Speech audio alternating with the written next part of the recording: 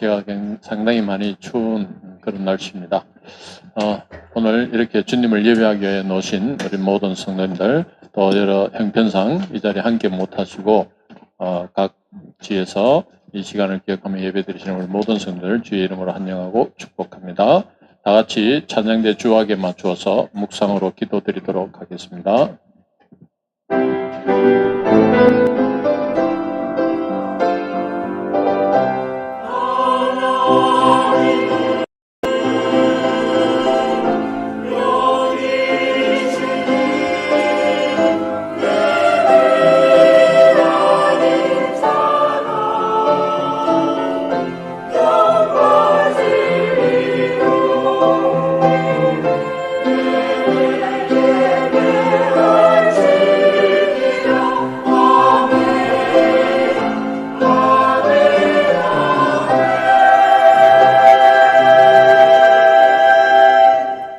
하나님 아버지 은혜를 감사드립니다.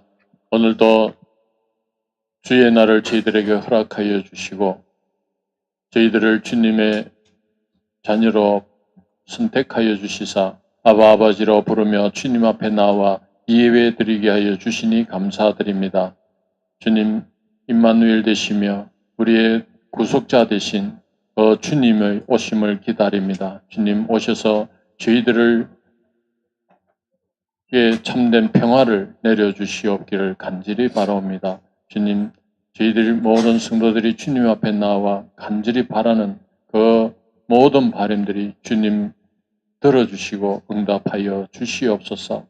오늘도 주님만을 예배하는 이 예배가 온전한 예배가 되어 주님 홀로 영광 받아 주시는 그러한 예배되게 인도하여 주시옵소서. 우리 주 예수님의 이름으로 기도드렸습니다. 아멘. 다 같이 찬송 드리겠습니다. 찬송가 104장 곧 오소서 임마누엘.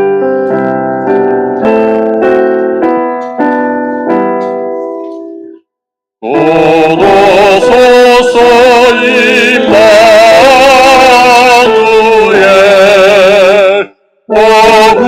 구하소서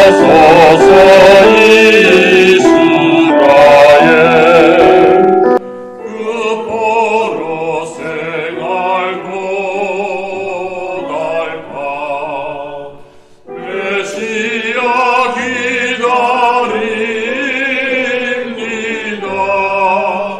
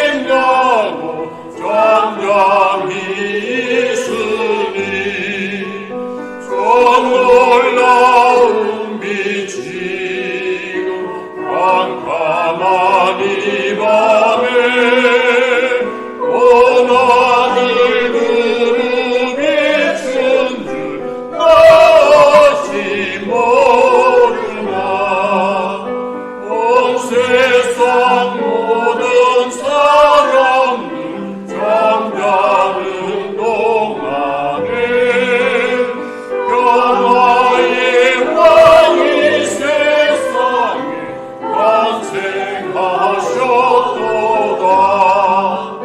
저 새벽 별이 홀로 그 길을 아는 듯 밤새껏 귀한 그 일을 말없이 지켰네. 오 베들레헴 예수님 내 맘에 오셔서 내 죄를 모두 사하고 늘 함께 하소서. 저 천사들의 소식 나 기뻐 들으리.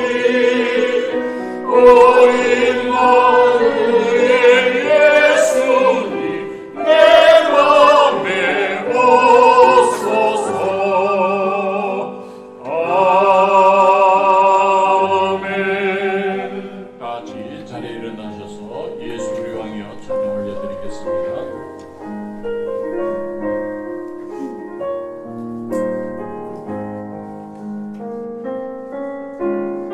예수 우리 왕이여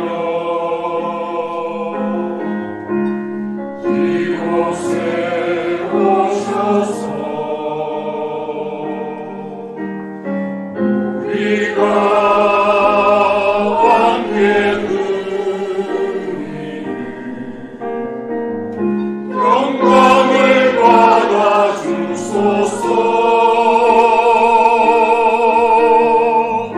우리는 주님의 백성, 주님은 우리 왕이라. 왕이신 예수님 오셔서 가정하사 다스리소서. 예수 우리 주시여 이곳에 오셔서 우리가 주께 드리는 찬양을 받아 주소서. 우리는 주님의 주님은 우리 주시라. 주 대신 예수님 오셔서 이 찬양을 받아주소서.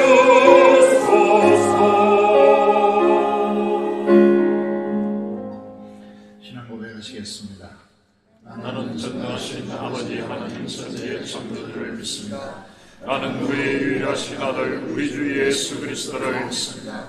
그는 성령으로 잉태되어 동정녀 마리아에게서 나시고 본디오 빌라도에게 고난을 받아 십자가에 못 박혀 죽으시고 장사된 지 사흘 만에 죽은 자 가운데서 다시 살아나셨으며 하늘에 오르시어 전능하신 아버지 하나님 편에 앉아 계시다가 여기로부터 살아있는 자와 죽은 자를 심판하러 오십니다.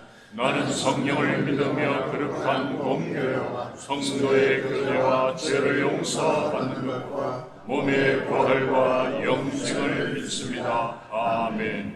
앉으시겠습니다.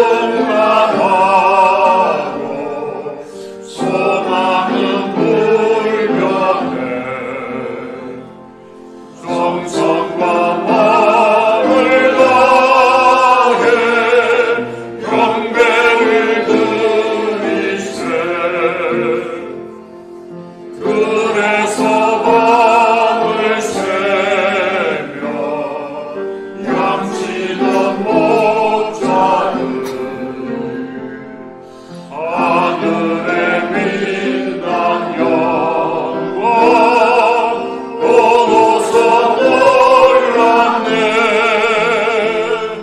천사의 기쁜 소식 목자들 듣고서 사자와 경배하며 영광을 돌렸네.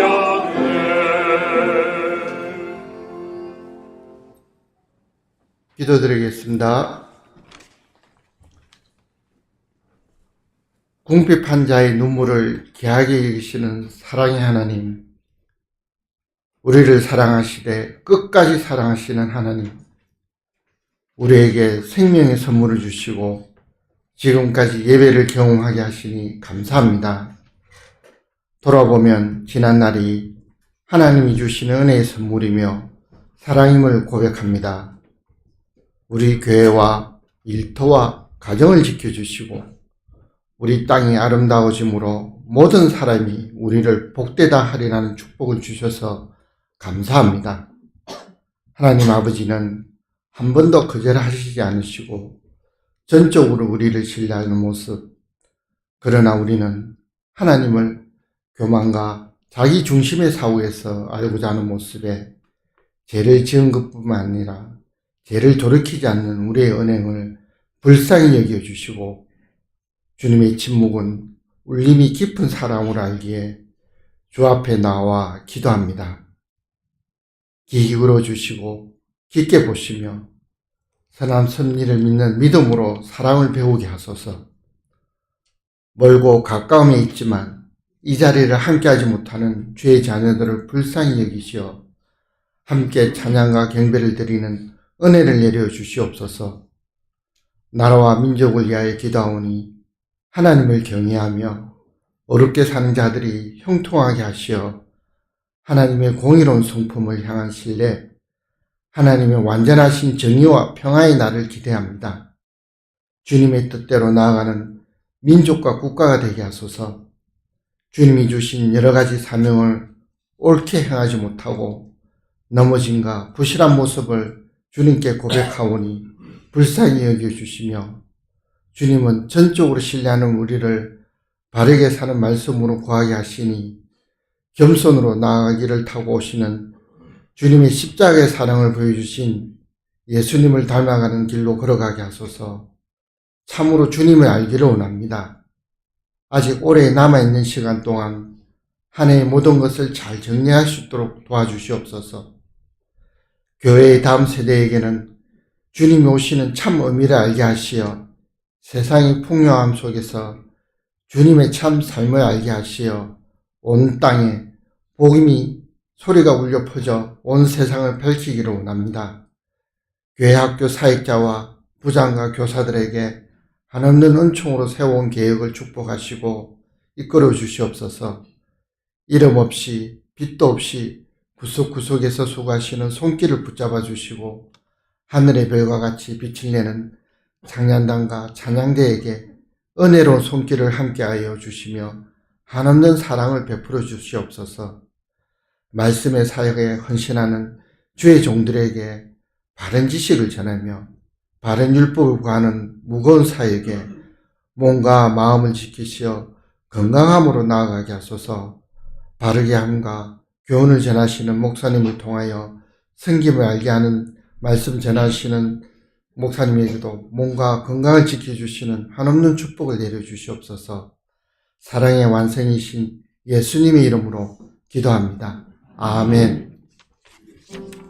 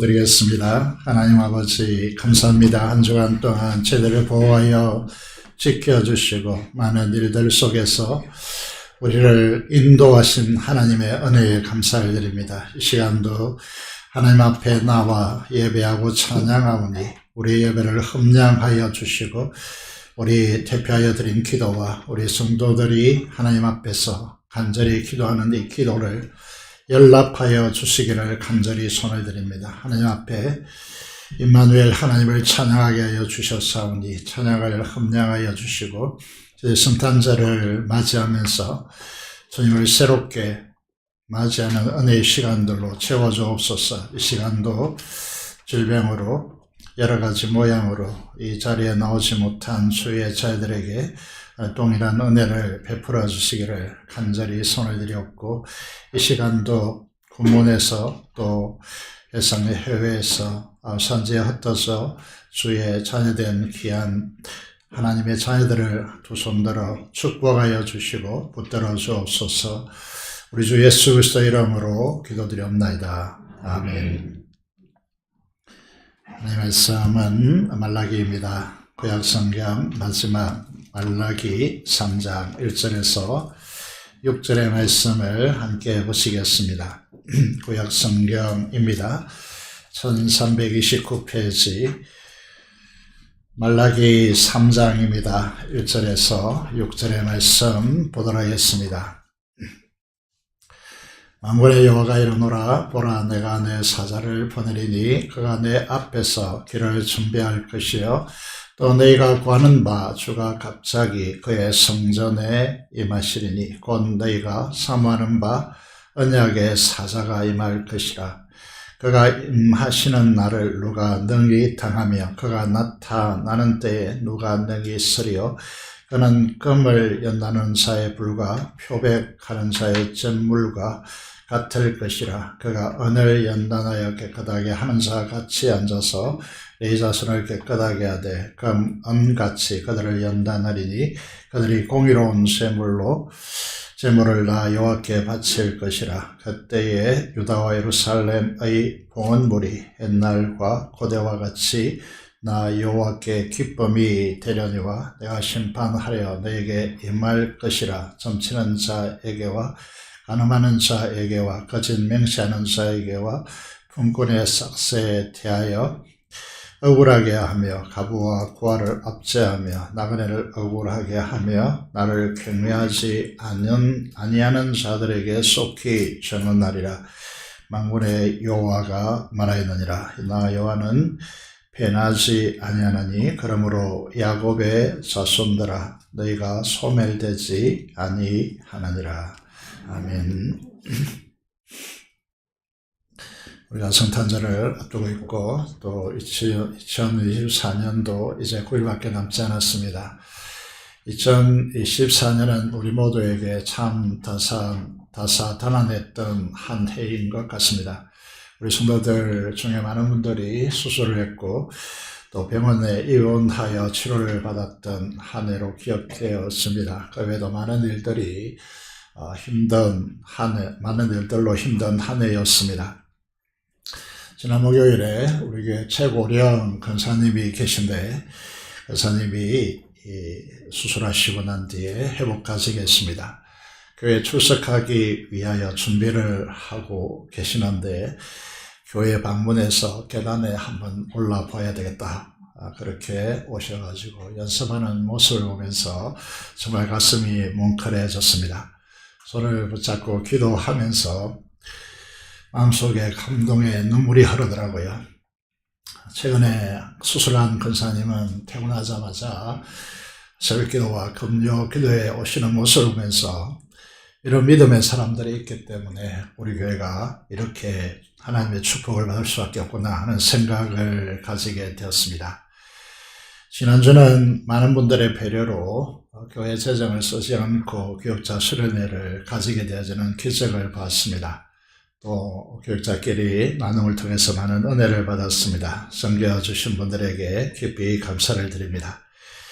우리는 옆에 있는 지체들의 기도와 또 은사적 섬김이 없었다면 우리는 결코 우리 독단적으로 한 사람으로 우리는 교회로 설 수 없습니다. 그래서 우리 한번 인사하시면 좋겠습니다. 그대가 있어서 참 감사합니다. 인사하겠습니다.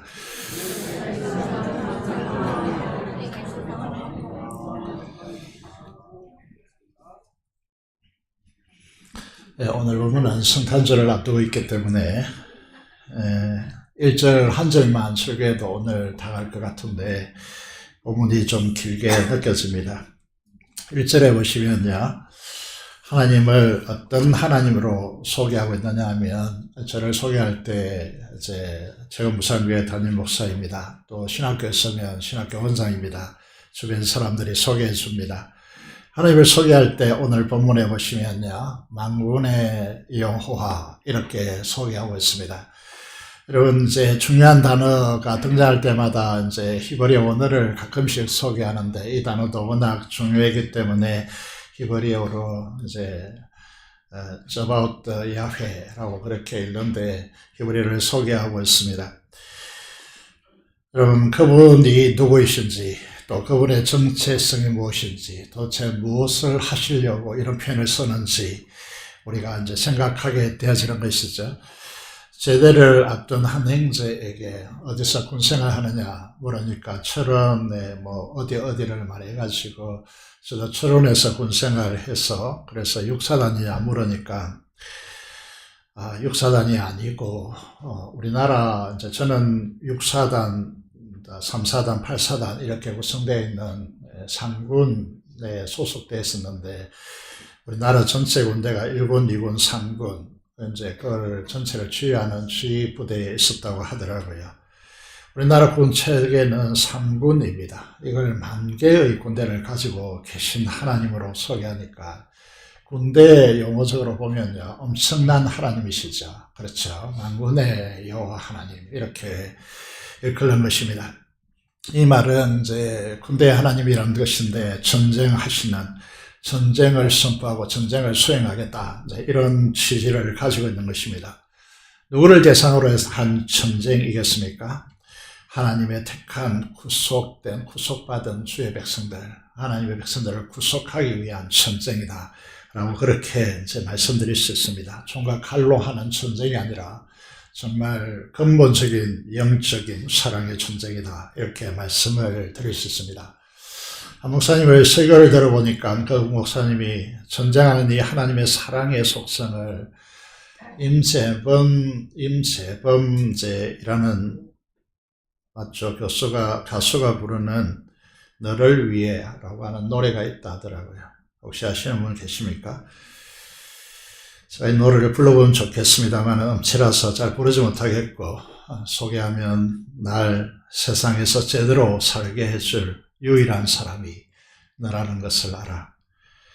내가 후회 없이 살아가기 위해서 너를 붙잡아야 하지만 내 거친 생각과 불안한 눈빛과 그걸 지켜보는 너, 그건 아마도 전쟁 같은 사랑.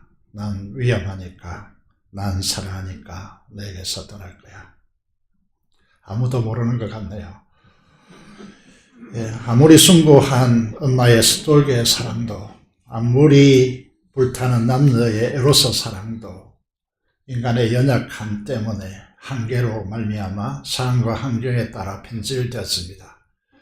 하지만 하나님은 아가페의 사랑이시기 때문에 말라기 3장 6절의 말씀을 보시면 이렇게 되어 있습니다. 나 여호와는 변하지 아니하나니, 천명하십니다. 그러므로 야곱의 자손들 누구겠습니까? 교회된 우리들입니다. 우리 성도들은 소멸될 수 없다라고 오늘 6절에 읽었죠. 천명하십니다. 이 놀라운 말씀을 신약적으로 바꾸면 주님께서 이렇게 말씀하시는 것이죠.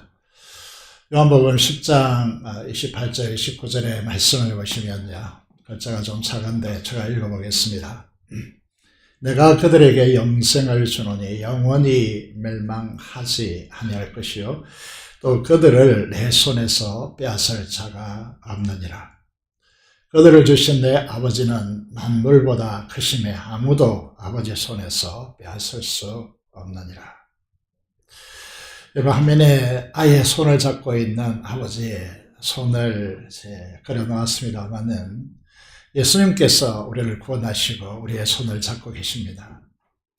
거기에다가 하나님께서 우리의 손을 잡고 계십니다. 아무도, 만유보다 크신 하나님, 만군의 하나님 손에서 우리를 그 사랑에서 빼앗을 자가 없습니다. 우리가 가끔 우리의 손을 하나님에게서 놓을 때가 많은데, 그때 하나님이 없는 듯하고 하나님께서 우리를 포기한 듯하지만 결코 하나님은 우리를 포기하지 않습니다. 우리가 느낌이 그렇게 돌아갈 뿐입니다. 전에 다른 교회에서 사역할 때 한 성도님이 이제 신방을 요청했습니다. 웬고해서 그 집에 가보니까 귀신이 나타나고, 그래서 벽에 귀신이 자주 보여서 못 살겠다라고 했습니다. 그래서 저희들은 액자를 사드리고 그 액자에 있는 말씀을 마음속에 새기고 기도하시라고 그렇게 건면하고 왔습니다. 한두 달이 지나서 그 성도들을 만나서 어떠냐고 물어봤더니 귀신이 사라졌다고, 평온하게 지난다고 하시더라고요. 외쳐봤더니 왜 만군의 여호와 하나님으로 말씀하실까요? 전쟁을 선포하시는 것입니다.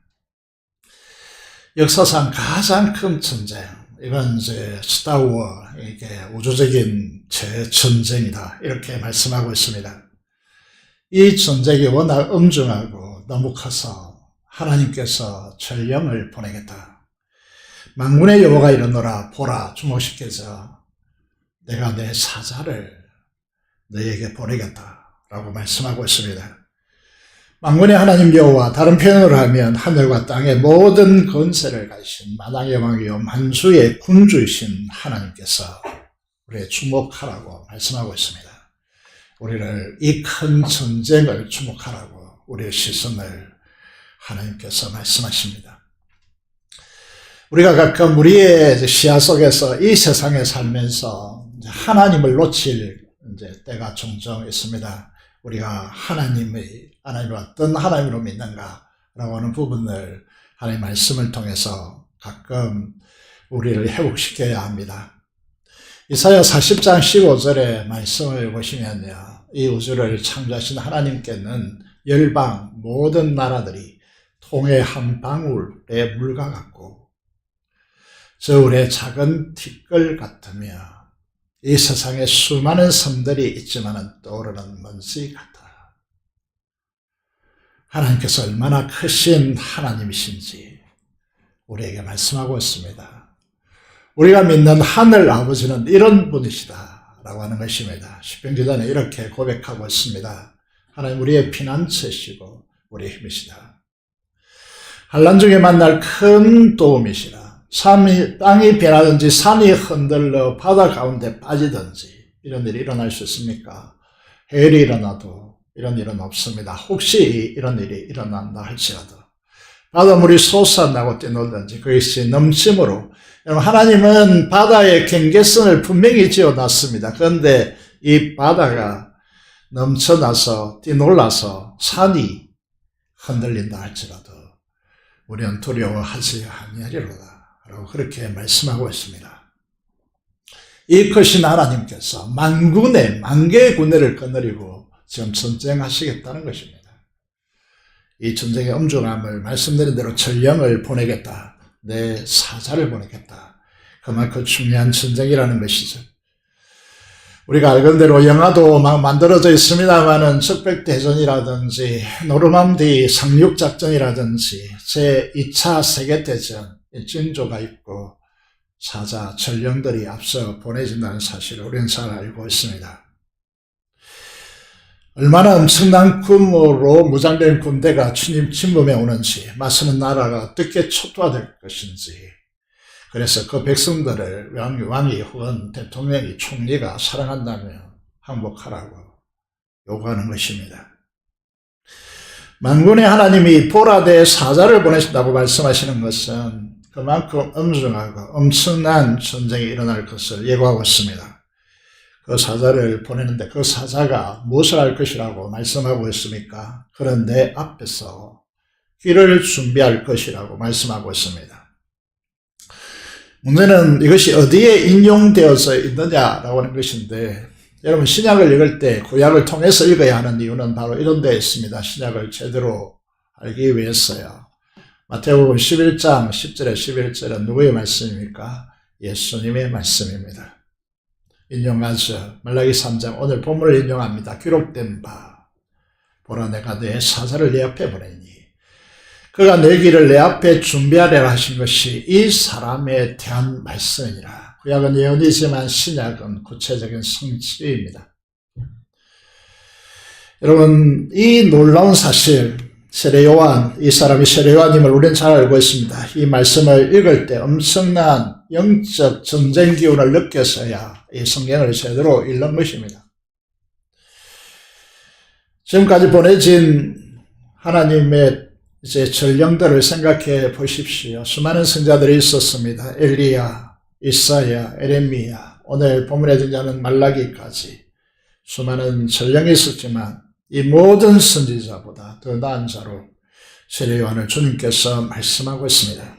11절의 말씀을 보면 내가 진실로, 아멘이란 뜻이죠. 진실로, 헬라는 아멘입니다. 너에게 말하노니 여자가 낳은 자 중에 세례 요한보다 큰 이가 일어남이 없도다. 왜 그렇습니까? 세례 요한이 이 전쟁을 예고하고 전쟁을 준비하는 자로 보내졌기 때문에 그렇습니다.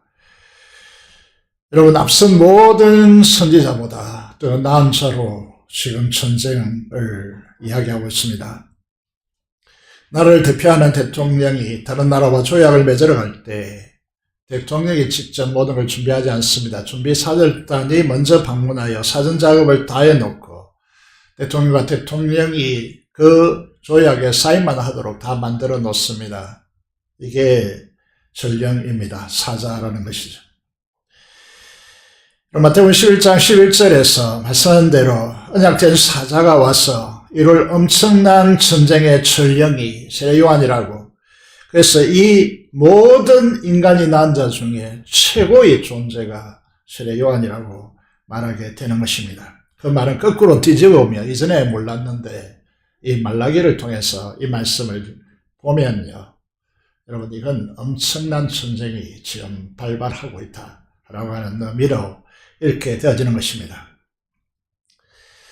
여러분 이것은요 무엇을 말하는 것입니까? 주님은 십자가로 죄와 사망의 권세를 사로잡고 그 노예로 삼고 그 나라를 통치하는 사탄과의 전쟁을 벌이는 이 전쟁의 힘은 십자가의 전쟁이라는 것입니다. 이것은 이미 창세기 3장 15절부터 예고되어 있습니다. 내가 너로 여자와 원수가 되게 하고 내 후손도 여자의 원수가 되게 하리니 여자의 후손은 내 머리를 상하게 할 것이요 나는 그의 발꿈치를 상하게 할 것이니라. 사탄은 예수님을 십자가에 못 박으셨겠지만은 그러나 이 십자가 사건은 사탄의 머리 건세를 치는 대우주적인 수다와 대우주적인 전쟁임을 분명히 하고 있다는 것입니다. 이 위대한 전쟁을 위해서 유다의 언약된 사자로 예수님께서 이 땅에 임하시겠다. 이게 성탄절의 의미입니다. 우리가 찬양하죠. 그래서 우리는 이 찬양을 만드는 자들을 저는 존중합니다. 엄청나게 존중하는 것이죠. 사탄이 죄로 사망의 정사로 우리를 영원히 사로잡고 있었던 그 권세를 예수님께서 십자가 부활로 끊어낸 것입니다. 믿는 우리들에게 생명의 자유를 주시고 하나님의 영광으로 이끈 이 위대한 영적이고 우주적인 승리의 전쟁이 이 십자가 전쟁입니다. 이것을 위해서 주님께서 이 땅에 임하시는 것입니다. 말라기 3장 1절 중반절에 보시면요, 1절이 길죠. 쪼개어서 말씀드리고 있습니다. 또 너희가 구하는 바 주가 갑자기 그의 성전에 임하시리니. 예수님 당시 이제 말라기에서부터 마태복음까지 그 시기는 400년간이었습니다. 이 신구약 성경 중간시대라고 이야기하는데 이 400년 기간에 세계의 역사는 가장 빠르게 돌았습니다. 바빌론에서 페르시아로, 페르시아에서 헬라로, 헬라에서 이제 네 나라로 분절되어지고 그 나라를 정복한 나라가 로마입니다. 이 과정에서요, 유대는 제사장 마카비 이제 제사장이 왕이 되어서 헬라로부터 로마로부터 독립을 이제 하고자 하는 독립전쟁을 벌였던 시기입니다. 그래서 실패했기 때문에요, 인간의 이런 이제 역사, 이 역사는 실패로 돌아갈 수밖에 없고 다윗의 우선 메시아로 오시는 분이 오셔야 한다라고 하는 메시아 대망 사상이 극치에 올랐던 시기입니다. 말라기에 예언하고 있습니다. 그들이 구하는 바 메시아 주가 갑자기 그의 성전에 임하겠다라고 말씀하고 있습니다. 이 의미가 굉장히 중요한 의미입니다. 자, 우리가 이제 아버지가 가방에 들어가셨다, 아버지가 방에 들어가셨다, 뭐 이런 띄어쓰기를 잘못하면 아버지가 방에 들어가셨다 이 말을 아버지 가방에 들어가셨다 이렇게 되는 것과 마찬가지로 예수님께서 성전 대신 예수님께서 그의 성전에 임하셨다. 굉장히 중요한 말입니다. 여러분 성전에 대해서 공부해 보시고 설교 들으신 분은 알겠지만은요, 성전의 천막, 울타리부터 시작해서 받침대, 그리고 문, 그리고 듣기까지 다 예수 그리스도의 인격과 그의 사역을 하나하나 다 설명하는 것임을 우리는 너무나 잘 알고 있습니다. 그래서 성전은 뭐를 말하는 것입니까? 예수 그리스도를 말하는 것입니다. 그래서 모형이고 그림자입니다. 그 실체는 예수 그리스도이십니다. 실제이신 예수 그리스도가 모형인 성전에 들어가셨습니다. 성전에 임한다고 되었습니다. 그래서 오셔서 임마누엘 하나님을 우리는 예수님으로 우리가 찬양했습니다. 찬양대에서 찬양했지만요. 여러분, 이 성전에 예수님께서 들어가신 것입니다. 여러분, 여기에 보시면요. 요한복음 2장과 또 여러분, 이게 예수님 십자가에 못 박히시기 직전에 성전에 들어가시는데, 초기에 예수님께서 성전에 들어갔을 때에 성전 청결 사건이 일어납니다. 모형인 성전에 참 성전 대신 예수님께서 들어가셨습니다. 그래서 오랫동안 기능하였던 이 성전의 역할은 끝났습니다. 무너졌습니다. 그래서 성전이 주후 70년에 티토 장군에 의해서 로마 황제가 되어지죠. 파괴되고 난 뒤 지금까지 유대인들은 갈망하지만 지정학적 그리고 알력 사이에서 지금까지 성전이 지어지지 않습니다. 성전이 지어진다면 그는 이 역사의 끝입니다. 지금까지 성전이 지어지지 않고 있습니다. 왜냐하면 예수님이 성전 되시고 그 성전, 구약 성전의 기능은 끝났기 때문에 그렇습니다. 요한복음 2장 13절 이하에 보시면요. 참 성이신 예수님께서 모형 성전에 들어가시는데 대제사장들과 백성의 종교적 지도자들이 성전을 장사하는 자들을 통해서 자신의 막대한 이익을 챙기고 권력과 부를 세습하는 통로로 이 성전이 악용되는 모습을 보고 분노하셨습니다. 돈 바꾸는 자들의 판을 뒤집고 채찍을 만들어서 양과 소를 성전에서 쫓아내고 비둘기 파는 대체적으로 가난한 사람들이 제사를 드리는 것이죠. 그들에게 여기서 나가라고 조용히 감면하십니다. 그러면서 내 아버지 집을 장사하는 소굴로 만들지 말라. 한국 교회가요. 이 교회당을 장사하는 소굴로 얼마나 많이 변질시켰는지 모르겠습니다. 교회에 나와서 사업이 성공한다는 민명 아래서 수단으로 삼는 이런 일이 얼마나 빚어지게 많은지 모르겠습니다. 그러면서 이 결론으로 이렇게 말씀하고 있습니다. 네가 무슨 권위로 이런 일을 하느냐 라고 대제사장들과 서기관들이 반발을 합니다. 그때 예수님께서 말씀하시죠. 뚱딴지 같은 말씀하십니다. 내가 이 성전을 헐라 내가 사흘 동안에 일으키리라. 21절에 제 아들은 예수님께서 십자가에 죽으시고 부활하실 때까지 이 진리를 몰랐습니다. 그래서 부활하고 난 뒤에, 승천하고 난 뒤에 이렇게 사도 요한은 적고 있습니다. 예수는 성전된 자기 육체를 가리켜 하신 말씀이라.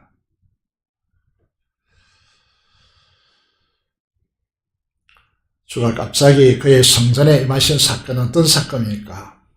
너희가 사모하는 바 언약의 사자가 임하신 사건이다. 그렇게 말합니다. 전령인 사자와 언약된 사자는 완전히 다른 존재입니다. 앞은 세례요한이고 뒤는 다윗의 후손으로 오신. 그렇지만은 멜기세덱의 판차를 쫓아 영원한 제사장으로 임하신 바로 그 메시아 그리스도 그분인 것입니다. 이 거대한 우주적 전쟁을 수행할 언약된 사자입니다. 이거를 이제 우리가 이사야 52장 13절에서 15절을 통해서 보겠습니다. 여러분, 우리가 이사야 53장은 우리가 너무나 잘 알고 있습니다. 십자가를 예고한 사건이죠. 여러분, 어떻게 그가 자라날 것이고 어떻게 그가 피 흘림이 어떤 의미를 가지고 있고 그가 채찍에 맞음으로 우리가 나음을 입었도다라고 하는 53장 우리가 너무나 잘 알고 있지만은 이 성격을 규정하고 있는 이 서문에 해당하는 이사야 52장 13절에서 15절을 우리는 보통 읽지 않습니다. 십자가를 규명합니다. 이게 얼마나 엄청난 영적 전쟁인지 이거를 규명하지 않는 것이죠. 그래서 보라 내 종이 종의 노래입니다. 행통하게 되리니 받들어 높이 들려서 지극히 존귀하게 되리라. 오고는 모든 민족이 그분의 이름 앞에 무릎을 꿇게 되리라고 빌립보서 2장 8절에서 11절까지 말씀하고 있습니다. 그런데 그 다음이 문제입니다. 전에는 그의 모양이 타인보다 상하였고 십자가 상을 말하고 있습니다. 그의 모습이 많은 사람들보다 상하였으므로 그에 대해 놀랐거니와 빌로 총독관저에서 채찍에 맞아서 살점이 떨어져 나가고 기강져서 살점이 떨어져 나가고 머리에 이제 금식하고 그리고 이 밤새도록 여러분 이제 땀이 피같이 쏟아지도록 자기를 온전히 짜내서 기도하시고 탈진 상태가 되어서 골고다 언덕에 오르시고 그 십자가를 지고 오를 수 없어서 구레네 시몬에게 지우고 올라서 십자가에 못 박고 그리고 창에 옆구리에 심장이 찔려서 심장이 파괴되어서 죽는 이 모습을 보면서 그에 대해서 놀랐습니다. 왜 놀랐습니까? 이 왕들이 지켜보고 있는 가운데 이런 일들이 일어났는데 여러분 제국의 왕들은 약소국가를 침범하여서 그들의 자원을 빼앗고 그들의 것으로 축적하고 노동력을 착취하여서 그들의 부를 축적하고 여러분 그들의 세습하여서 그들의 후손들이 영원히 세계를 지배하는 꿈을 꾸는 이 제국의 왕들의 이 도모와 비교하여서 만왕의 왕이신데 만군의 군대를 거느리신데 그분께서 무기력하게 우리의 죄 때문에 십자가에 죽어버리는 여기에 대해서 이제 15절의 말씀을 보면 논란이 되고 있는 구절입니다. 그가 나라들을 놀라게 할 것이며 4번을 여러분 성경에 보시면 4번을 붙여서 그 위에 간주를 돌아놨습니다. 히브리 원어는 그가 열방들의 피를 뿌리는 것이다 라고 적고 있습니다.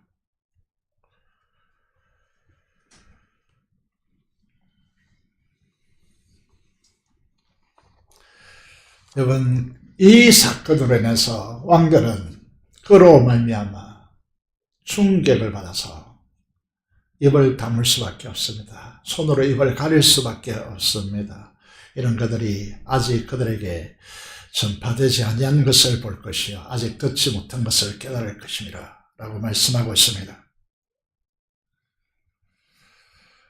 여러분 이상한 것이 있습니다. 그게 무엇이냐면 여러분 이 총, 칼, 탱크, 대포, 미사일 이런 것이 무서울 것 같지만은 그렇지 않습니다.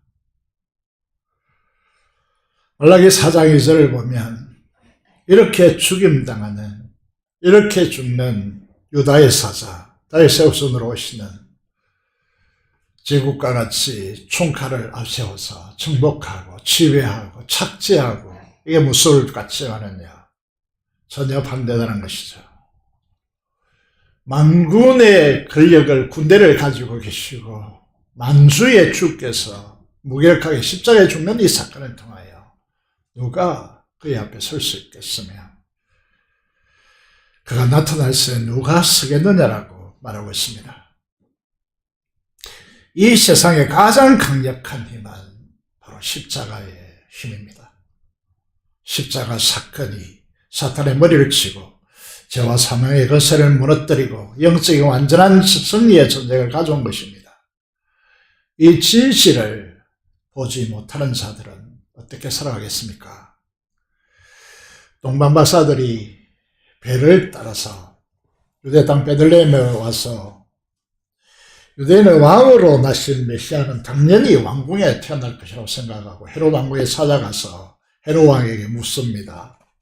유대 땅 아직 유대인의 왕으로 나신 이가 어디 있습니까?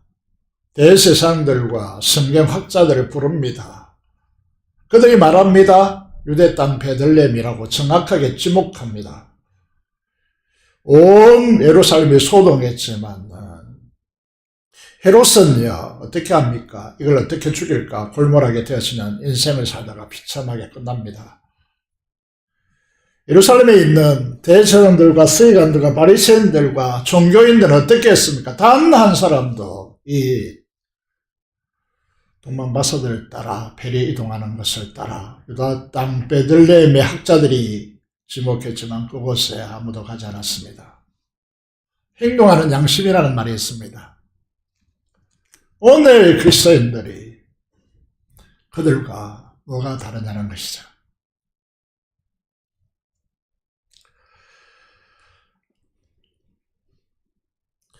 여러분, 메시아 예수 그리스도는 어떤 분이십니까?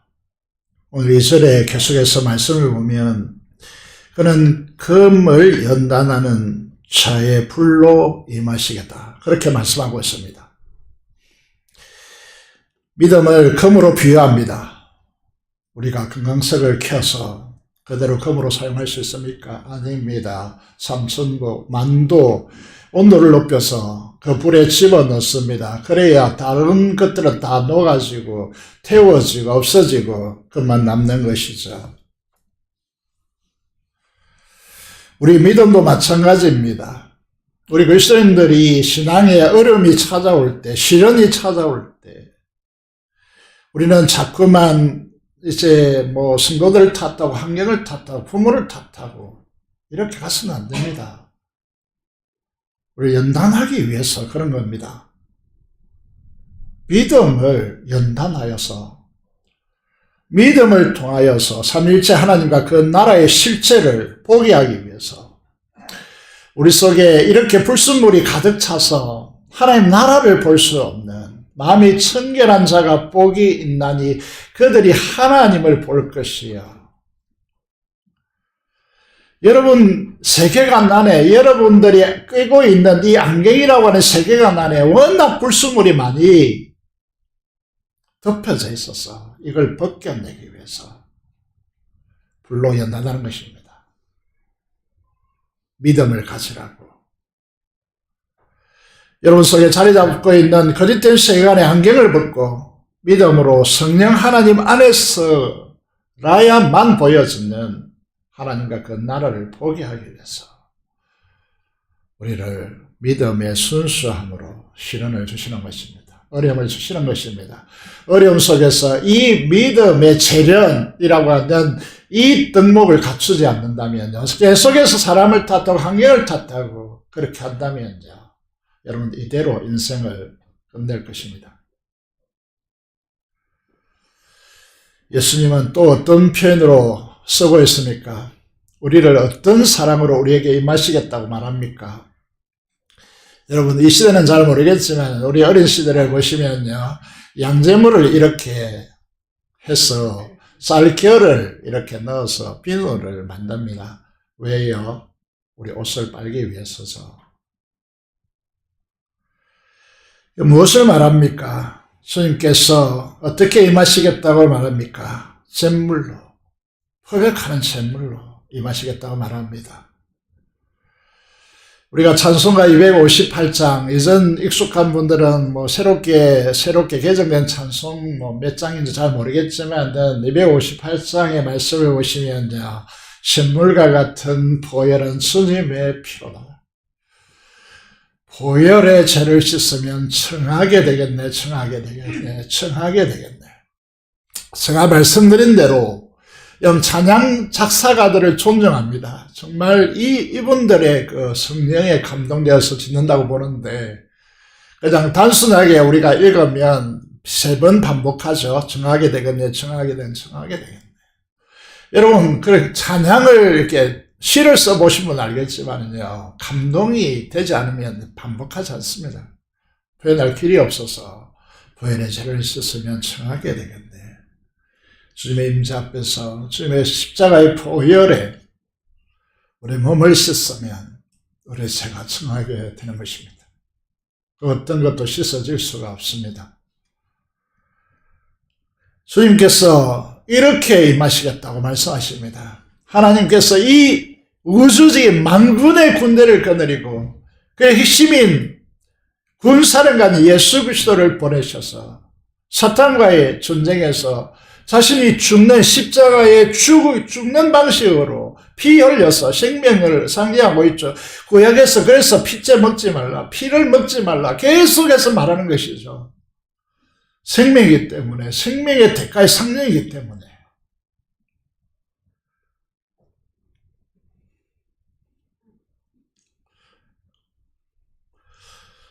여러분이 복음을 아십니까?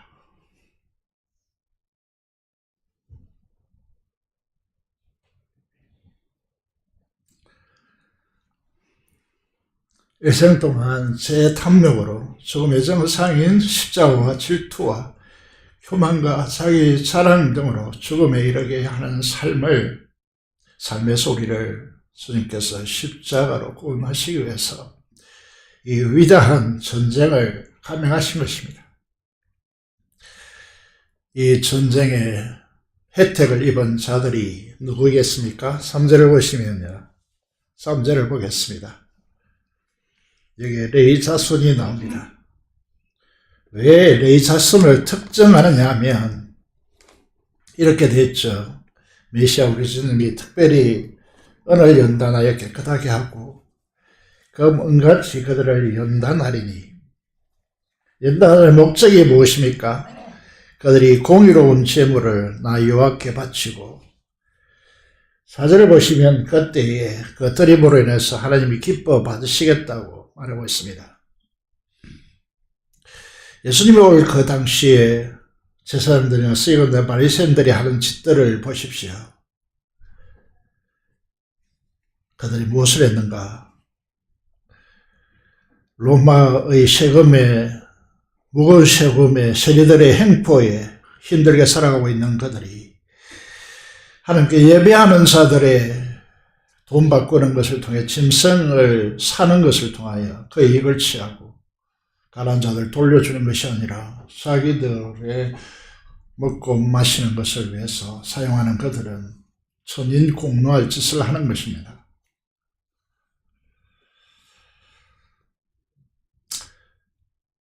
그 십자가로 레위 지파라고 특정하는 이유는 우리를 하나님의 지성소에 들어오는 십자가로 주님께서 자기의 몸을 가르시고 부수시고 그것을 통해서 지성소 들어가는 위에서부터 아래로 휘장을 찢으셔서 하나님의 영광의 임재의 장소 보좌를 여신 것입니다.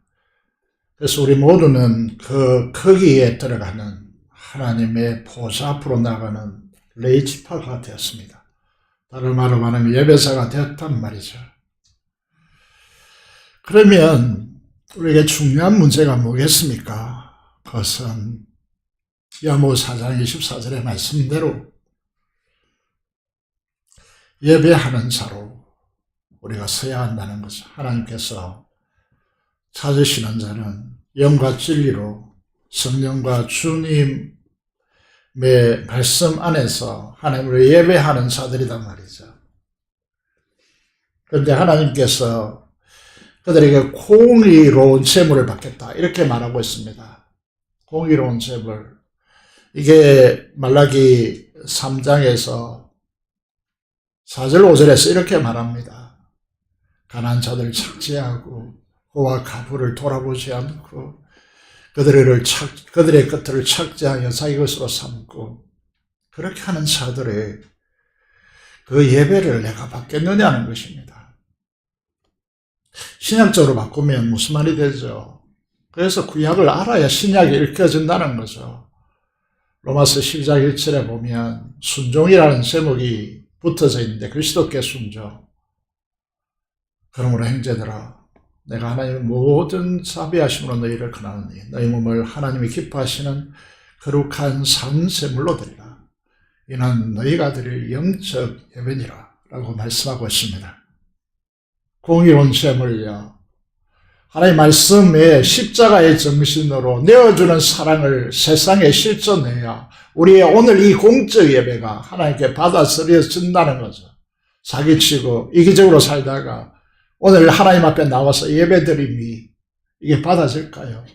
그래서 맨날 허탕치는 겁니다. 맨날 떨어왔자 연설 한번 듣고 가는 것밖에 안 되는 거죠. 하나님 임재, 군제를 경험할 수가 없는 것입니다. 말라기로 돌아와서 이 문제를 바라보면요. 이스라엘 바벨론 포로에서 돌아와서 이제 이 느헤미야서를 보면 예루살렘 성벽을 재건합니다. 학개서를 보시면요. 자기의 삶이 너무 고단하고 힘드니까 자기 집을 먼저 짓죠. 그래서 성전을 짓다가 중단되었습니다. 그래서 학개 선지자, 스가랴 선지자 등이 그들에게 꾸중적인 격려를 하죠. 너희가 편백한 집에 거하면서 어떻게 성전을 이렇게 짓지 못하고 방치하느냐. 그래서 그들의 동료로 성전을 건축하게 되었습니다. 성전을 건축하고 그건 너무 감격스러워 했습니다. 그래서 초기에는 예배를 자기의 전부를 다 바쳐서 드리는 듯 했습니다. 시간이 좀 지났습니다. 말라기의 상황을 이렇게 설명하고 있습니다. 화면에 띄우지 않았지만 말라기 1장 7절에 보면요. 더러운 떡을 하나님께 드리고 있다. 이렇게 말합니다. 이 더러운 떡이라는 것은 하나님께 드리는 것이 무교병입니다. 무교병. 호소가 전혀 안 드리는 떡을 하나님께 바치도록 진설하도록 되었습니다. 이걸 진설병이라고 이야기하죠. 그런데 더러운 떡입니다. 인간의 편리를 따라서 곰팡이가 혹은 이스트가 더러운 자기의 먹는 것을 그냥 바치는 것이죠. 8절의 말씀을 보시면요.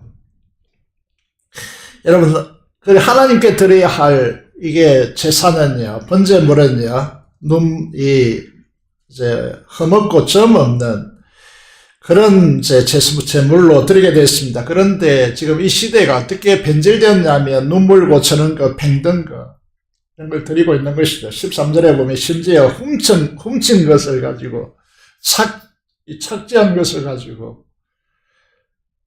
희생제물로 드리겠다라고 하는 것입니다. 그래서 10절에 보시면요. 말라기 1장 10절입니다. 어떻게 하나님께서 말씀하시느냐 하면 차라리 하나님의 성전 문을 닫고 그들이 헛되이 불사르지 못하도록 성전 문을 닫아 줄 자가 있었으면 좋겠다. 코비드19가 세계에 퍼지고 한국에 특히 심각하게 되었을 때에 집합금지 명령이 내려졌습니다. 그때에 우리 교회도 물론 딱지가 붙었습니다. 그런데 포기할 수가 없었습니다. 이 민족을 바라보면서요. 세계교회를 바라보면서 기도한 내용이 무엇이냐면 이 말라기 말씀 때문에 가슴이 저려왔습니다. 우리 예배가 식상해져서 하나님께 드림이 차라리 하나님께서 문을 닫으면 좋겠다라고 말하는 이 상황이 아닐까? 수많은 고민 속에서 이게 많은 논란이 있었습니다. 이게 장로님 찾아와서 이번만 좀 이제 영상으로 드리면 안 되겠습니까? 이렇게 말하는 분도 있었습니다. 수많은 고민 속에서 보냈는데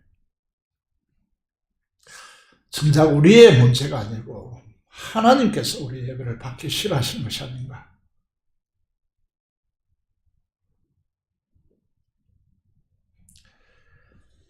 성탄절 축하 행사를 많은 교회들이 자기들의 편리에 의해서 오늘 오후에 드리는 교회가 많습니다.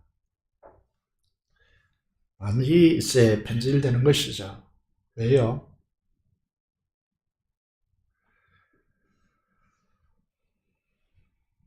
우리 교회들이, 특히 우리 교회가 그 정신을 상실하면 안 됩니다.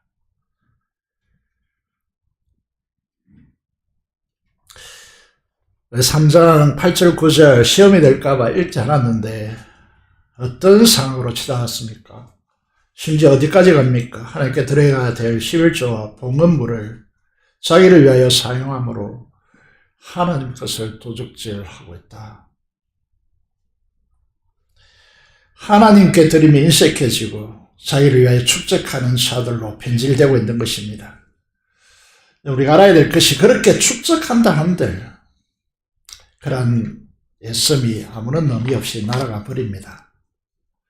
하나님은 영과 진리로 공의의 제물로 하나님께 드리는 예배자들을 기뻐하시고 축복하십니다. 참 예배자들에게 하나님은 그 영광의 보좌를 열어주시고 그 영광 안으로 침범에 들어와서 그 안에 들어와서 예배함으로써 하나님의 영광에 동참하기를 원하셔서 이 엄청난 만군의 하나님께서 그 군대를 거느리고 군사령관을 십자가에 죽이는 방식으로 우리를 하나님의 은혜 보좌 앞으로 히브리서 4장 15절 16절이죠. 이렇게까지 우리를 하나님의 그 앞마당을 우리에게 내어주시고 그 영광의 앞마당을 우리에게 내어주셨는데 이렇게 우리의 예배자로 불러놓았는데 우리가 공의의 셈을 하나님의 방식을 따라서 11조를 도둑질하고 하나님께 드려야 할 봉물을 도둑질하고 자기의 먹고 마시는 것들을 위해서 자기가 잘 살고 잘 먹는 것을 위해서 사용한다.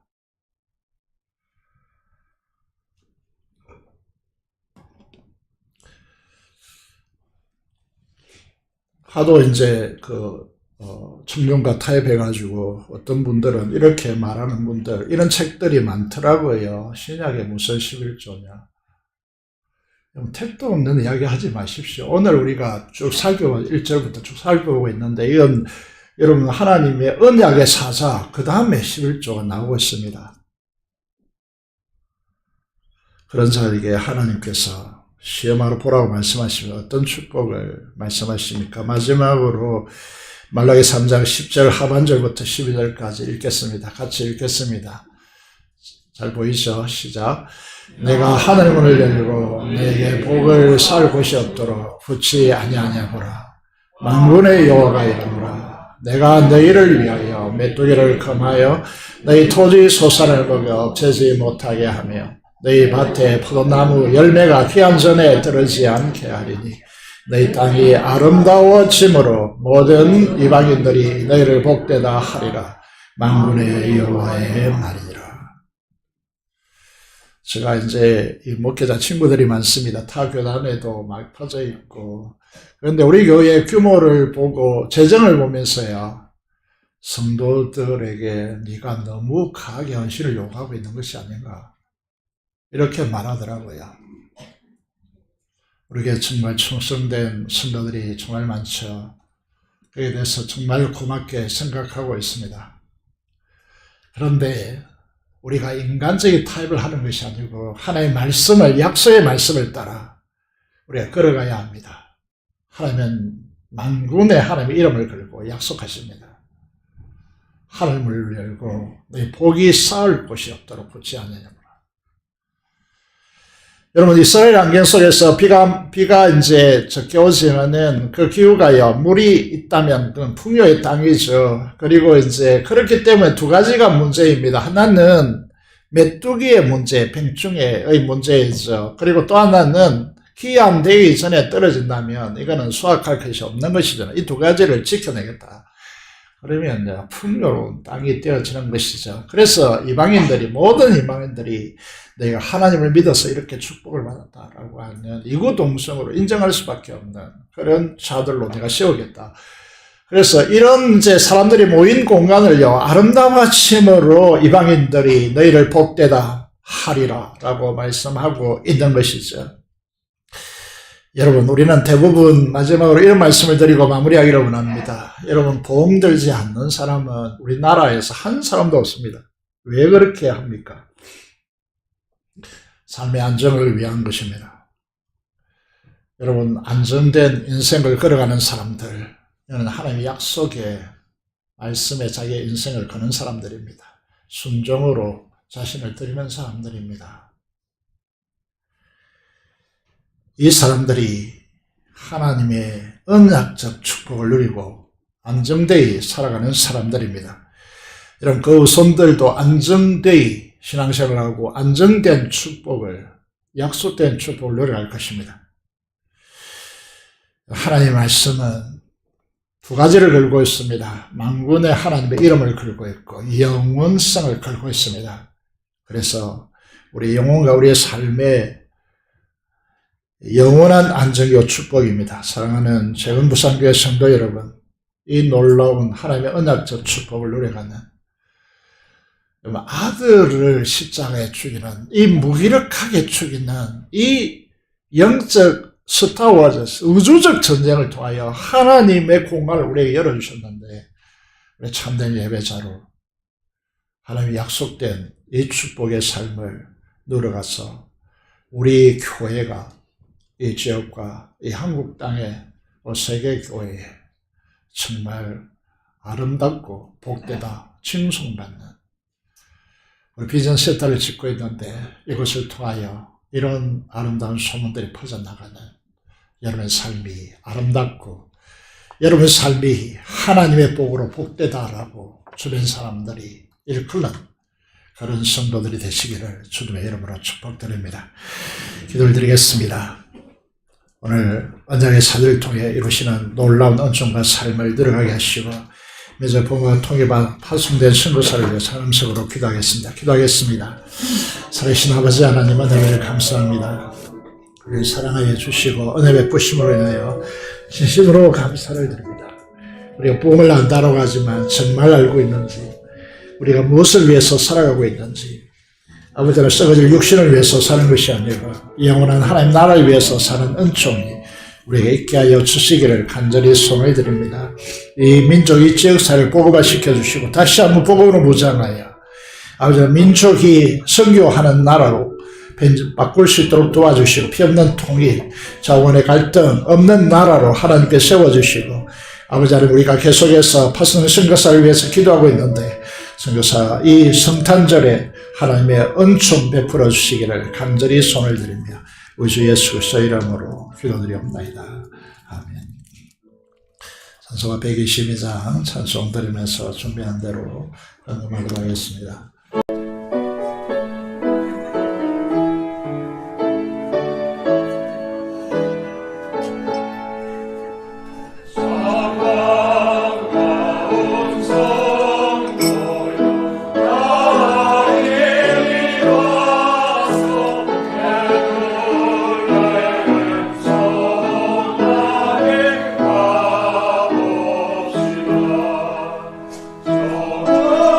주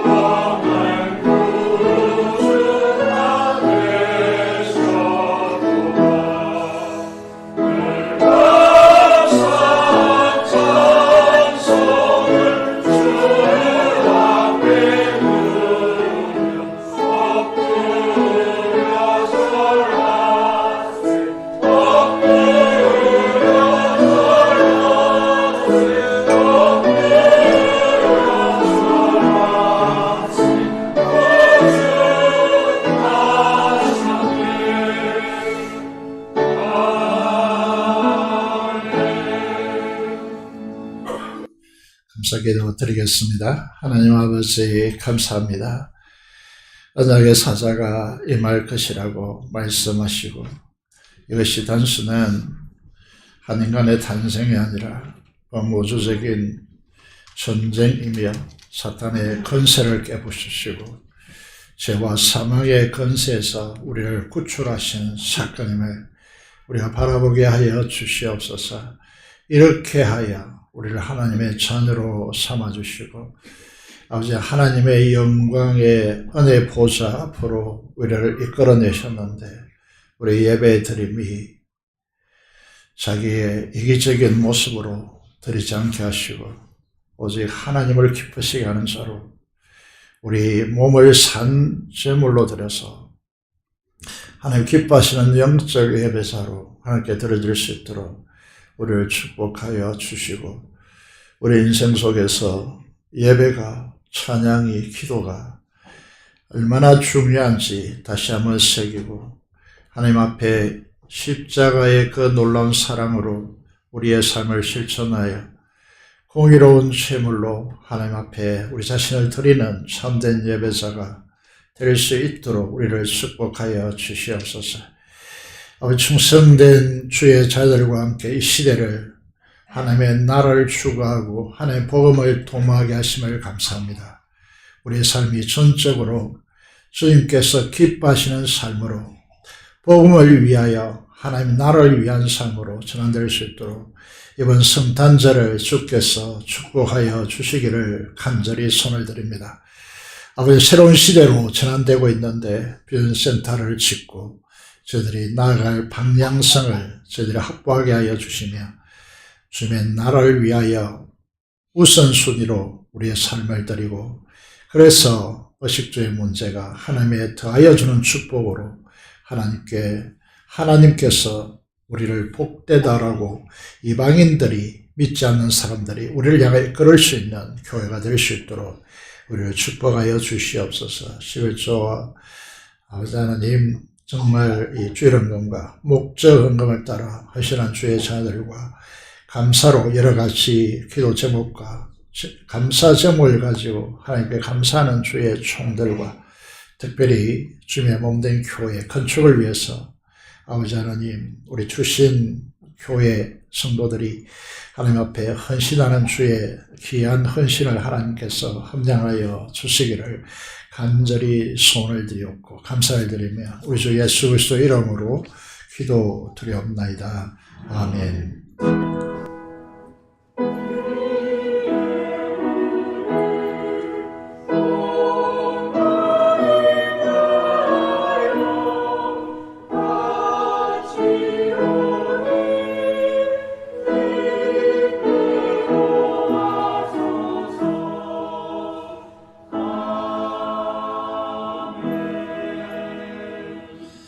소식을 말씀드리겠습니다. 성탄절 12월 25일이 이번 주 수요일입니다. 오전 11시에 감사 예배를 드리고 식사 후에 수요일이기 때문에 오후에 수요 예배를 드리고 성탄 축가 행사를 가지도록 하겠습니다. 함께 주시기를 바라겠습니다. 그 외에 광고는 참조해 주시기를 바라고 8번의 마지막 부분을 보시면 다음 세대 LTC 리더십 이제 수련회가 있습니다. 참가하시고 가실 분들은 카톡으로 신청해 주시기를 바라겠습니다. 함께 일어나셔서 찬송가 1장 찬송 드리도록 하겠습니다.